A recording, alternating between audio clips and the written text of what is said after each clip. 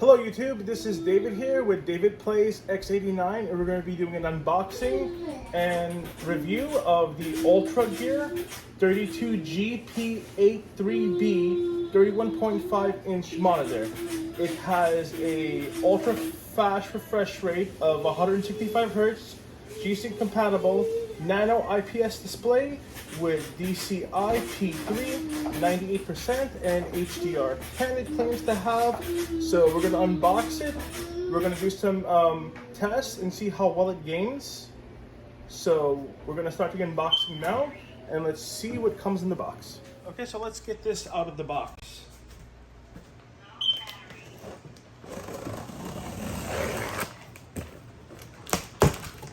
Let's flip this down. Hopefully I didn't get this on the wrong side.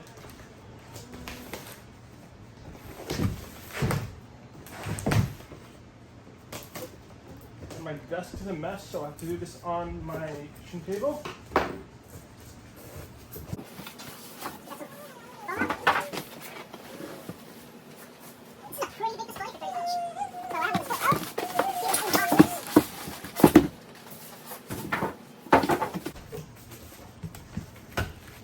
We have the stand here, and all the box stuff out.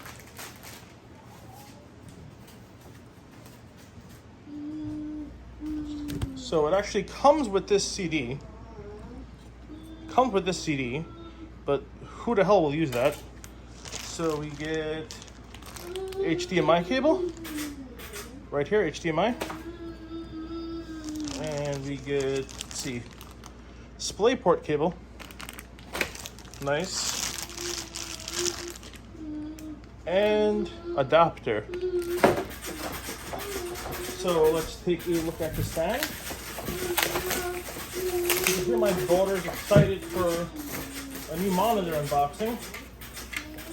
She loves these plays, so she can watch baby YouTube, which is most of the time playing in the background. So she rates her monitors by what displays Baby Shark or Sesame Street at the best.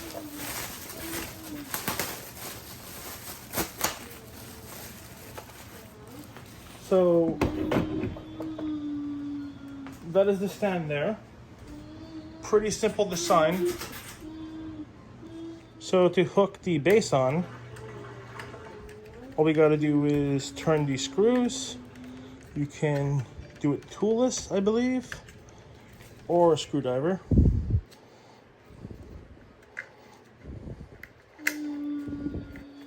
So that's really all you gotta do to get the Ultra Gear base intact. This one's giving me a bit of a hard time.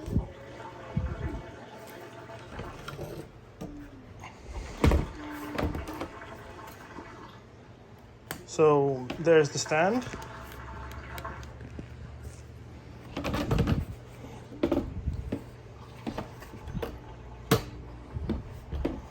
So not sure if there's much for cable management with this. I gotta figure out how it works. But there is the stand. So let's get into some connectivity ports. We should have DisplayPort, 2 HDMI, and looks like a power cord. So very simple on connectivity ports. So typically I would normally leave it in the box while I put the stand out of there, but it would be difficult to see.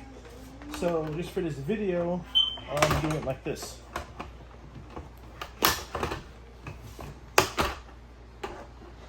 Let's get the stand installed.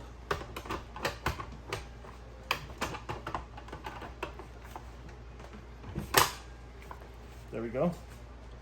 So let's flip this guy up. Let's get the stand installed. So here is the LG Ultra Gear monitor, and it's on its base. So we can tilt it easily, we can lower it and raise it, and there's not much from rotating it. So I mean, pretty standard features here, and for $500 it's not a bad build. That's around the price range I paid at Best Buy for this. The stand doesn't take much space. I really hope I could fit this on my desk. So that's pretty much the unboxing. I'm pretty sure I covered everything. If I didn't, let me know. So then we're gonna get it hooked up to a PC or possibly a PS5, and we'll get some testing. So we'll get into settings. Just when I go into settings, I have it running in FPS mode. For game adjust, we have adaptive sync at extended. That is the recommended settings, and I'm using G-Sync and FreeSync. Black stabilizer at 75. Response time at fast. I heard if you use it at faster, it ruins the image clarity.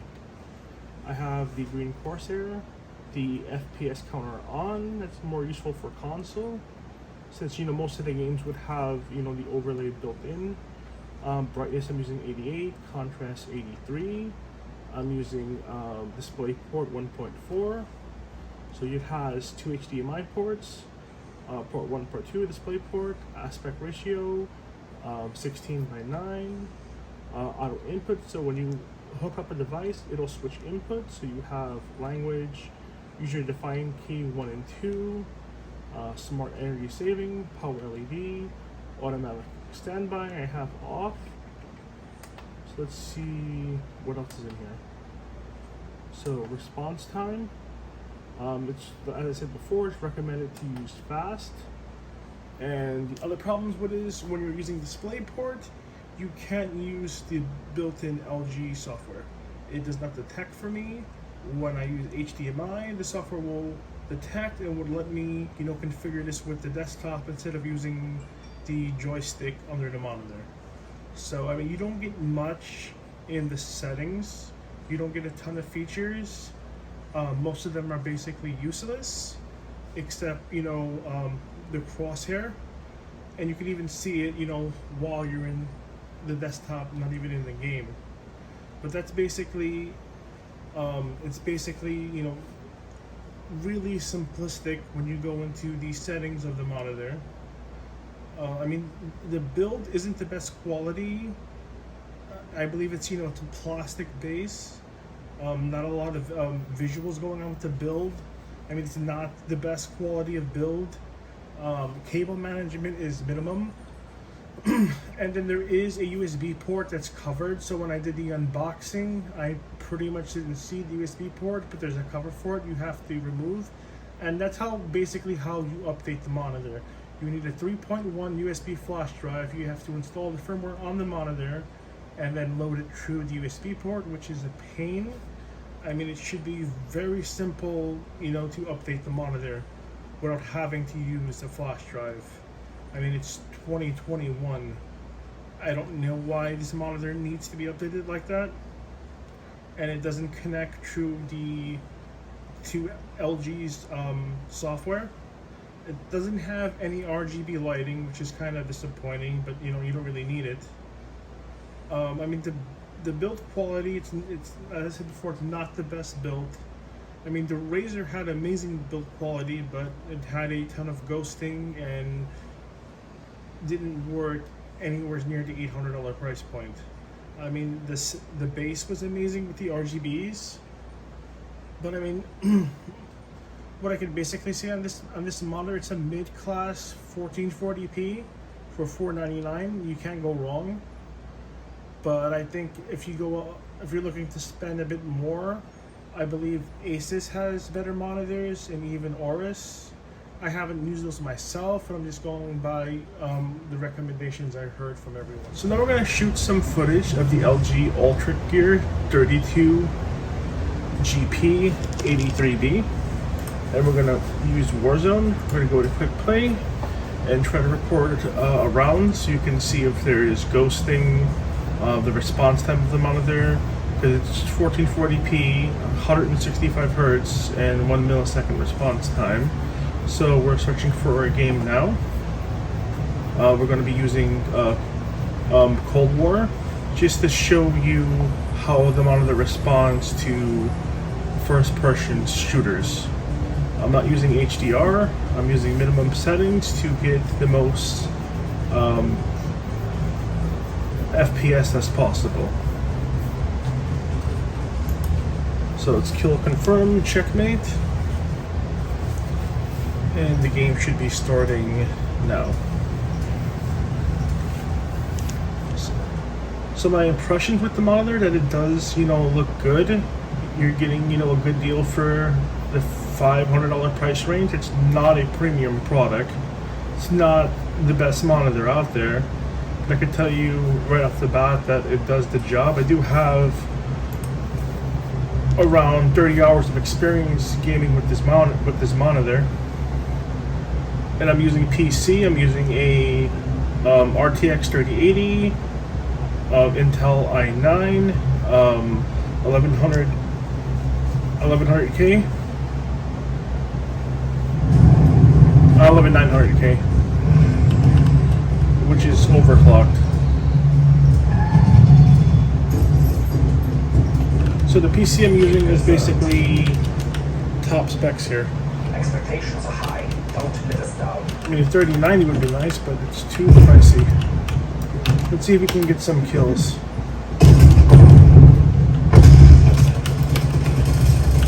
Oh, we got him. You can see the monitor does respond pretty fast. I just got killed by Sugar Bear. That's awesome.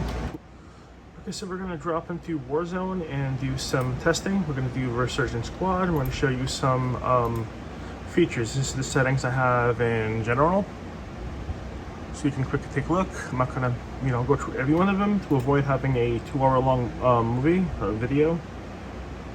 I'm using HDR, I'm not using RTX, and I'm using DLSS, I believe. Yeah, calling it the wrong name. So we quickly phone a lobby. And this is basically gonna, display how this game does HDR gaming. Even though it's 400 HDR, which is, bare minimum, and not a lot of people consider it even being HDR. It's just a better SDR. But we're using G-Sync.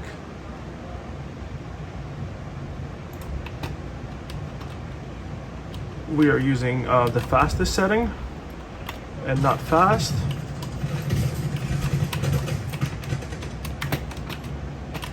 Oh, we got killed there. Took 2 guys out though, double kill.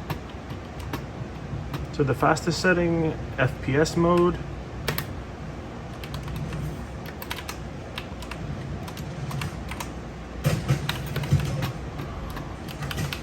Oh wow.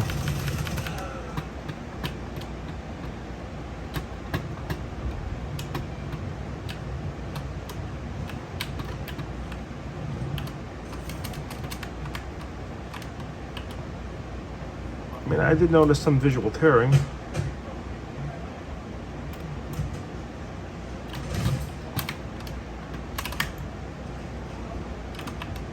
We almost got him. And if you see the green cursor, the green crosshair, that's built in with the monitor.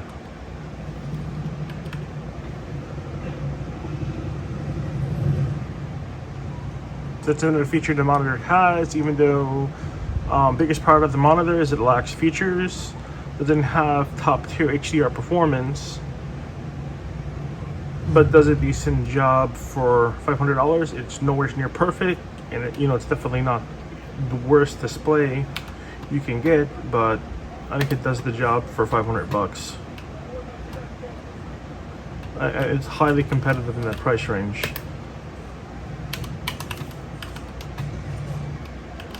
As you can see, the motion clarity is pretty good. A lot of people say when you put it in the fastest settings. There's artifacts to worry about. There's overshoot. There's ghosting. And even if there is a little bit, I'm not an expert to tell, but it's, you know, not really bothering me at the moment. I don't even have a gun.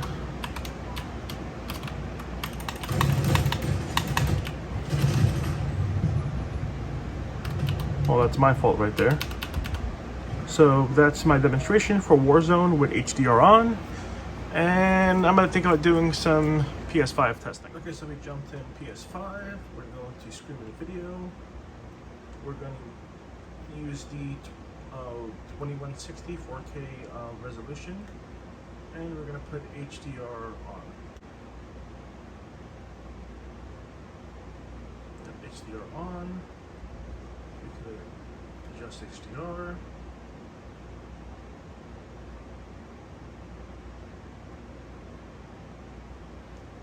And let's go with some Ratchet and Clank. I don't have any speakers hooked up to this monitor because I use headphones, so there's not going to be any sound.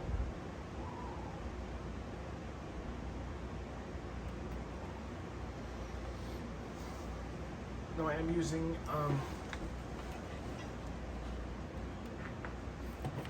the fast setting here, not the fastest, so let's switch game mode.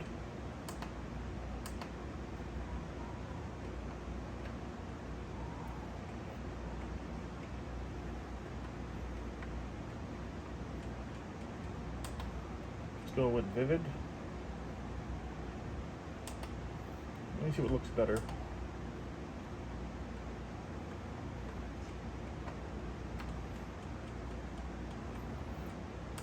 Anything Vivid. Let's see if there's anything else we could change. Brightness all the way up.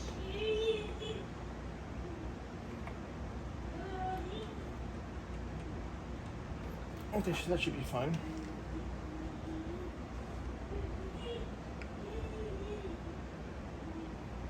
Let's go into settings. We have HDR on. We have this fidelity mode, performance. Let's stick with fidelity mode. This should be the highest graphics.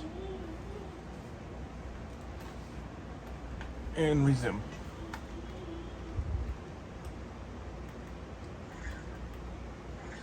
And this is Ratchet and Clank. I mean, it does an okay job. I wouldn't really recommend this monitor for a console.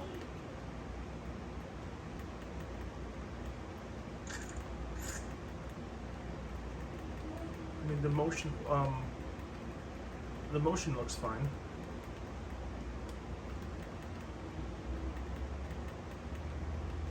I just doesn't think that I think it looks way better on my LG GX for PS5 than the LG Ultra Gear monitor.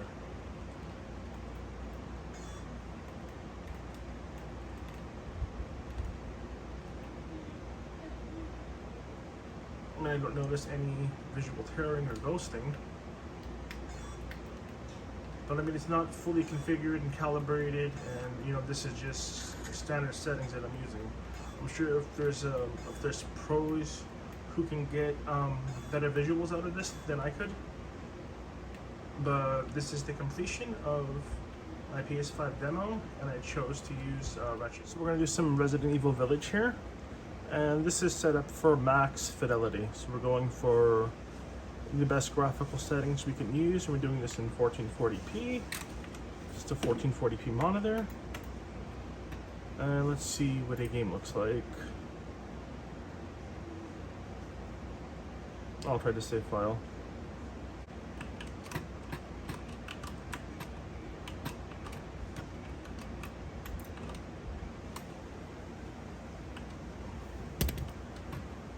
So this looks awesome.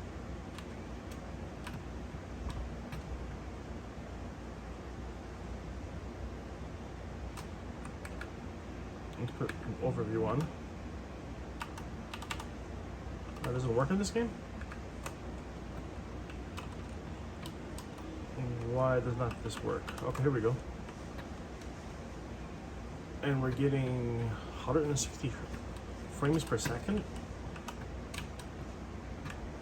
Well, up to.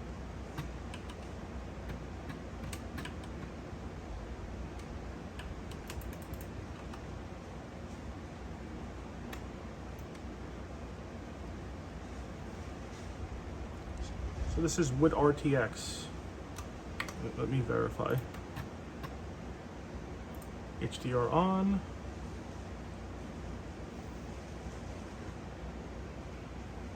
Ray tracing on. So we're using RTX. And this monitor is doing a great job here.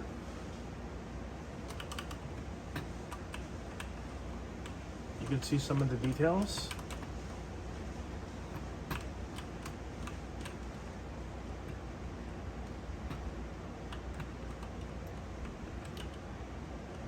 Lady Demetrisu, I don't know if I'm even pronouncing her name right. Or is it Demetrisu? Whatever. You can make fun of me in the comments if I got how to pronounce her name. But this is Resident Evil Village. And it's running on the PC in 1440p, HDR, and RTX on. So here's my final thoughts on the LG Ultra Gear 32GP83b. For $500, you get a mid-range monitor, which is 32 inches. And again, as you know, it has HDR support, which doesn't indicate with HDR, so I'm going to assume it's 400. You get 165 hertz. You get a 1 millisecond response time. And I mean, that's pretty decent package for $500. So the cons is console support. I mean, you're asking a PC monitor to do a lot to handle current gen consoles. So on PlayStation 5, as you've seen in the demo with Ratchet and Clank, it does accept a 4K signal, not symbol, 4K signal, okay?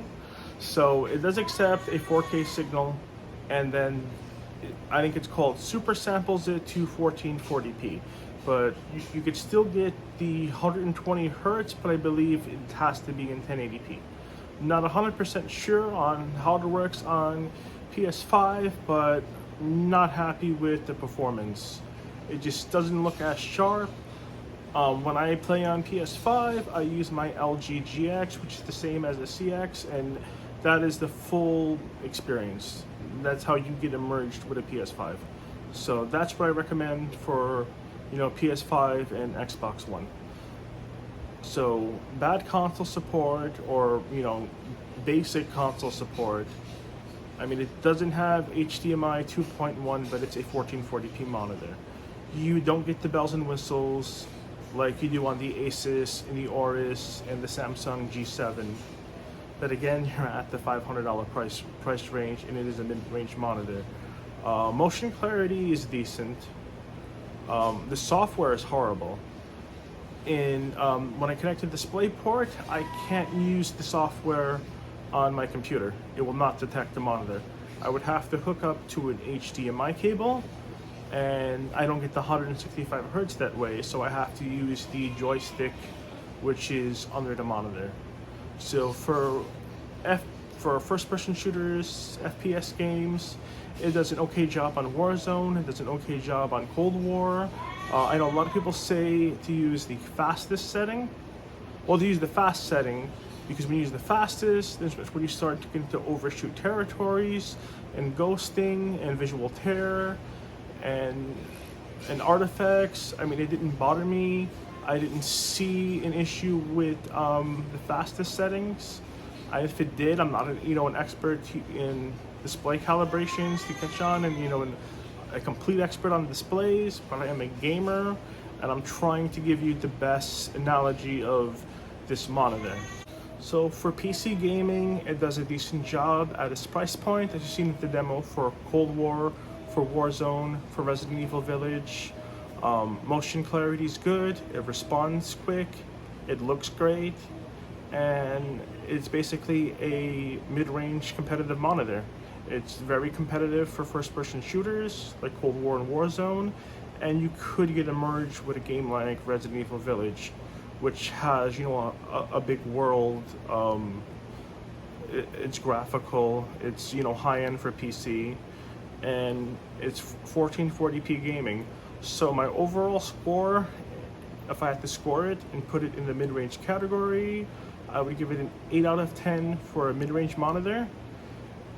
I mean, I'm not calling it a high-end monitor or the top of the line, but for LG, I think they did a pretty good job, but there's so much more room for improvement on this monitor.